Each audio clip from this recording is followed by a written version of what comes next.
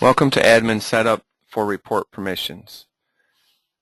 Within Admin, I'll select on Report Permissions, and we have two columns. One is the report, one is security group. So within Report Permissions, what we're trying to do is determine which security group can view which reports. So there are 5 security groups. We have Administrator, Office Manager, Tax Preparer, Senior Preparer, and Receptionist. So you need to determine what reports would you like your each one of your employees to be able to view. Over here on the right-hand side, we have security groups. So this is a replica of our tax office.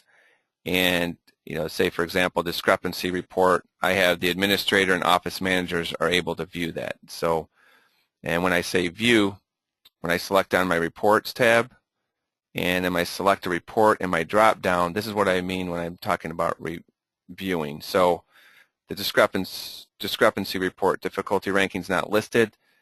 If I wasn't an office manager or administrator, this wouldn't display.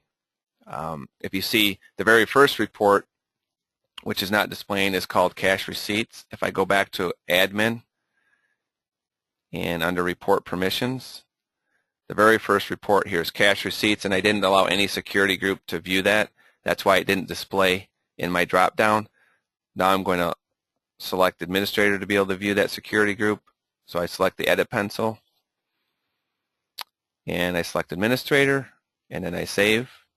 Now if I wanted to also allow my office manager to view that, what I do is I select the edit pencil, I push the control key down, and at the same time I have it depressed, and I select office manager, so then it allows me to select more than one security group. Then I save.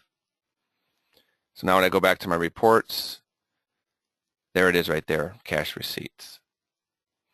So I'm going to go back to admin, report permissions, and just whenever we push updates through, occasionally the programmer will forget, if we add a new report, to at least allow the administrator to view that report. So if you're ever trying to view a report and you don't see it, first thing I would do is come to admin, report permissions, and scroll down to that report and make sure that it's not blank. If it's blank, that means that's why it's not displaying in the drop-down.